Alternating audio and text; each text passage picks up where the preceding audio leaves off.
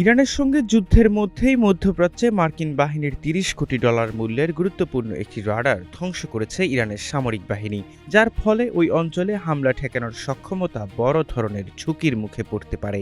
জানা যায়, ধ্বংস হওয়া এই রাডার ব্যবস্থায় হামলা ঠেকানোর কথা বলা হলেও বাস্তবে তা ছিল মিথ্যা সান্ত্বনা, বরং এটি ছিল ইরানের সবচেয়ে সফল আক্রমণগুলোর একটি।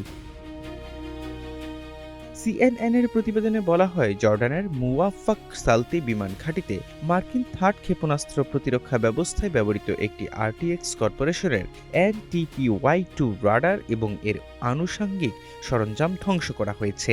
মার্কিন terminal high altitude area defence অর্থাৎ থার্ডের কাজ হল বায়ুমণ্ডলের একেবারে শেষ সীমানায় ব্যালিস্টিক ক্ষেপণাস্ত্র ধ্বংস করা।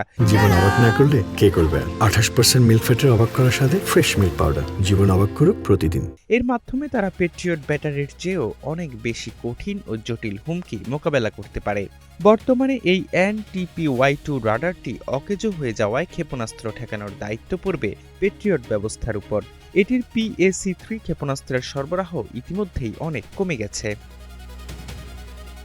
Centre for strategic and international স্টাডিজের তথ্য মতে, দক্ষিণ কোরিয়া, গুয়াম সহ সারা বিশ্বে যুক্তরাষ্ট্রের মাত্র 8টি থার্ড প্রতিরক্ষা ব্যবস্থা রয়েছে। প্রতিটি ব্যবস্থার দাম প্রায় $100 কোটি, যার মধ্যে শুধু রাডারটির দামই $30 কোটি। 2012 সালের লক্ষ্যমাত্রা অনুযায়ী সেনাবাহিনীর 9টি থার্ড ব্যাটারি প্রয়োজন ছিল, কিন্তু বর্তমানে আছে মাত্র 8টি। তাই হাতের কাছে বাড়তি কোনো TPY-2 রাডার নেই। যুদ্ধের শুরুর দিকে কাতারে মোতায়েন AN/FPS-132 রাডারও ইরানের হামলায় ক্ষতিগ্রস্ত হয়েছিল। থার্ড সিস্টেমের মতো এটি স্থানান্তরযোগ্য নয়, বরং এটি স্থায়ী স্থাপনা। এই রাডারটি মূলত অনেক দূর থেকে আগত হুমকি শনাক্ত করতে স্থাপন করা হয়েছে, তবে এটি নিশানায় নিখুঁতভাবে অস্ত্র নিক্ষেপের জন্য উপযুক্ত নয়।